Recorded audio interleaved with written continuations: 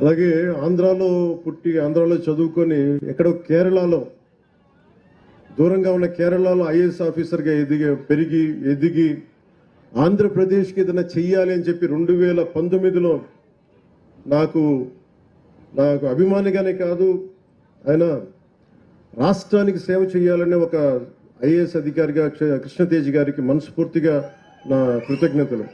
ఈ రోజున మనం రోడ్లు అంటే ఇద్దరు కీలకమైన వ్యక్తులు, ఒకళ్ళు శశిభూషణ్ గారు అయితే ఇంకోళ్ళు కృష్ణతేజ గారు. ఎందుకంటే ఈరోజు మనం పల్లె పండుగ కార్యక్రమం చేసిన, జాతీయ ఉపాధి హామీ పథకాలు చేస్తున్నాం, రోడ్లు వేస్తున్నా, దీనికి ఇద్దరు పూనుకున్నారు బలంగా. నేను ఒక మాట చెప్పగలను, నేను ఒక పాలసీని ప్రవేశపెట్టగలను.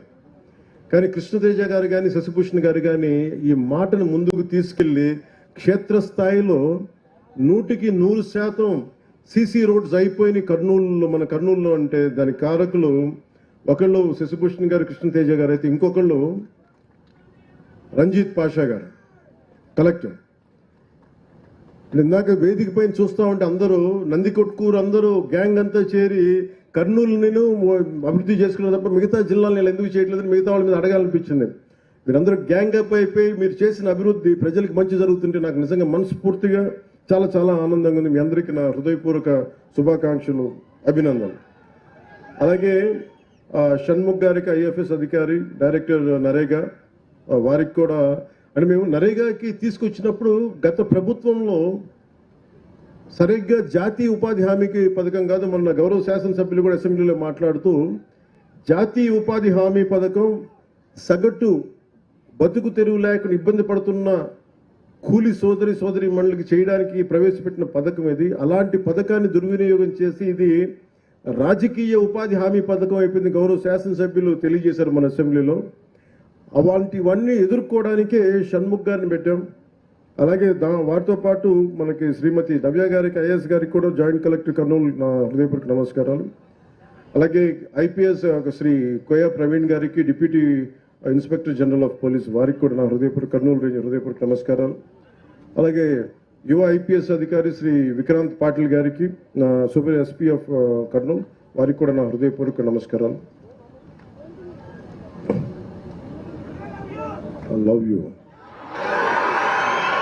మీరు ప్రేమించక ముందే నేను మిమ్మల్ని ప్రేమించాను.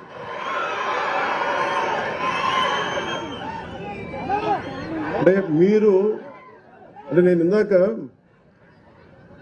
శబరి గారు మాట్లాడుతా మీ జన సైనికులు చాలా గట్టి వ్యక్తులు అంటుంటే, అంటే ఎంత గట్టిదనం లేకపోతే వీర మహిళల్లో కానీ జన సైనికుల్లో కానీ, అంటే ఎప్పుడు కూడా గెలుపులో నేను మనుషుల్ని లెక్కించను. నేను మనుషుల్లో గెలుపుని విజయం డబ్బుని లెక్కించను. కానీ కష్ట సమయంలో నువ్వు ఎలాగున్నావు, కష్ట సమయంలో మీరు నిలబడ్డారు, బలంగా మమ్మల్ని అందరినీ నిలబెట్టారు. అంటే ఏం లేదు, అంటే రోడ్ల మీదకి ఇక్కడున్న వేదిక పైన నాయకులందరూ తెగించి రాగలరు. కానీ వెనక మీరు బలం ఇస్తే 175కి మనం 164 సీట్లు కొట్టగలిగారు, 21 పార్లమెంట్ సీట్లు. అంటే ఇది సామాన్యమైన విజయంగా దేశం తల తిప్పి చూసిన విజయం ఇది.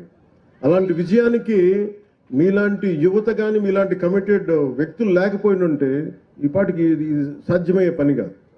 అంటే మీరు స్ఫూర్తి పొంది మాకు బలాన్ని ఇచ్చి, ఇప్పుడు నాలాంటి వాడు కూడా పోరాటం చేయగలరు. కానీ మీరు మా వెనక నడవకపోయిండుంటే నాలాంటి వాడు కూడా ఏం చేయలేడు. అందుకని ఈ ఘన విజయం ఆంధ్రప్రదేశ్ ప్రజలకి, ఆంధ్రప్రదేశ్ యువతకి, ఆంధ్రప్రదేశ్ మహిళలకి మీది విజయం. అది మీరు విజయాన్ని ఇచ్చారు కాబట్టే కర్నూలు జిల్లాలో 119 కిలోమీటర్లకు గాను 117 కిలోమీటర్ల సీసీ రోడ్లని 75 కోట్ల రూపాయలతో చేయగలిగామంటే అది మీరు ఇచ్చిన శక్తి. అది అలాగే జాతీయ ఉపాధి హామీ పథకంలో 98% రోడ్ల నిర్మాణాన్ని పూర్తయ్యాయి.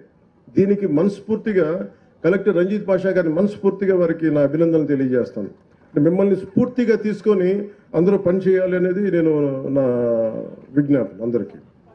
ఇవన్నీ కూడా మన పల్లెపండ కార్యక్రమంలో గ్రామ పంచాయతీలు మీరు చూడండి, ఫస్ట్ టైం గ్రామ పంచాయతీలకు ఇప్పుడు దాకా 100-300 లెస్ దెన్ చాలా తక్కువ డబ్బులు ఇచ్చేవాడు. మనం వచ్చిన తర్వాత గౌరవ ముఖ్యమంత్రి శ్రీ నారా చంద్రబాబు గారి నాయకత్వంలో ఎన్డీఏ కూటమి ప్రభుత్వం ఏర్పడ్డాక జాతీయ ఉపాధి హామీ పథకం కావచ్చు, పంచాయతీరాజ్ వ్యవస్థ కావచ్చు, పటిష్టం చేయడానికి ఆయన నాయకత్వానికి మనస్ఫూర్తిగా అభినందనలు తెలియజేసుకుంటూ, కృతజ్ఞతలు తెలియజేసుకుంటూ నారా చంద్రబాబు నాయుడు గారికి పల్లె పండుగ విజయవంతం ఏంటంటే ఒక బలమైన ముఖ్యమంత్రి, అనుభవశీలురైన ముఖ్యమంత్రి ఉంటే ఎంత బలంగా చేయలేదు. నాలాంటి వాడు నేర్చుకుంటాడు. ఎప్పుడు ఒక సీనియర్స్ దగ్గర, మనకంటే అనుభవజ్ఞుల దగ్గర తీసుకుంటాం. మనకంటే అనుభవజ్ఞుల దగ్గర నేర్చుకోవడానికి నేను ఎప్పుడు సంసిద్ధంగా ఉంటాను. సో అలాంటి కర్నూలు జిల్లా పల్లె పండుగలో భాగంగా చేపడుతున్న ఈ కార్యక్రమాల్లో మొదటి స్థానంలో మన కర్నూలు జిల్లా ఉంది. ఇక్కడ అందరికీ కూడా నా ప్రత్యేక అభినందనలు తెలియజేస్తా ఉన్నాను.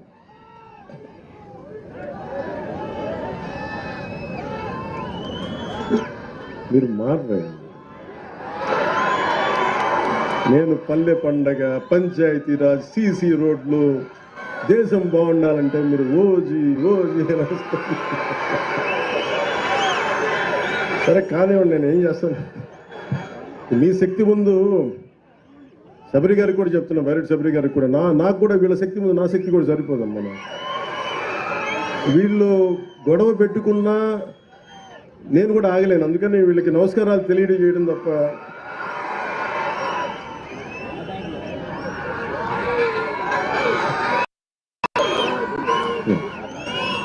మీ అందరికీ ఒక జాతీయ ఉపాధి హామీ పథకం 30 సెంట్లు నేల. ఇది ఇప్పుడు మనం ఉన్న ఏరియా. దీంట్లో దాదాపు 6 సెంట్లు చెరువు అయితే 2 సెంట్లు గట్టు ఉంటుంది. సో దీనికి మొన్న గౌరవ శాసనసభ్యులు చాలాసార్లు మీకు ఎవరైనా సరే గత ప్రభుత్వంలో జాతీయ ఉపాధి హామీ పథకం ఎంత గొప్పది అనేది ఎవరు మీకు తెలియజేయలేదు, ఎవరు లబ్ధి పొందుతారో తెలియదు. ఈరోజు నేను మీకు పరిచయం చేయదలుచుకున్నా. ఎవరైతే ఈ రైతు ఎవరో రాజన్న గారు ఉన్నారో వారిని, అలాగే ఈ ఎవరైతే మనకి ఈ ఉపాధి హామీ ఈ పథకం, కూలీ పథకం కింద ఎవరైతే వస్తున్నారో వాళ్ళని వేదిక పైన మీకు పరిచయం చేయదలుచుకున్నాను. ఎందుకంటే వాళ్ళ కోసం చేస్తున్నాం. ఇదేదో మేము అబ్స్ట్రాక్ట్గా ఒక అర్థం కాని ఒక అగమ్య గోచరది కాకుండా మీకు నిజమైన మనుషులు, ఎంత గొప్పది కార్యక్రమాలు, ఎంతమంది లబ్ధి పొందుతారు. రాజన్ గారు మీరు అక్కడ ఉన్నారు, అందరిని నమ్మని చెప్పండి.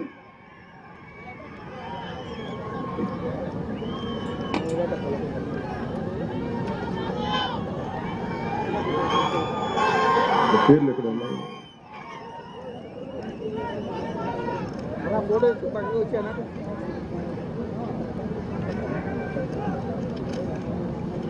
వేదిక పైకంటే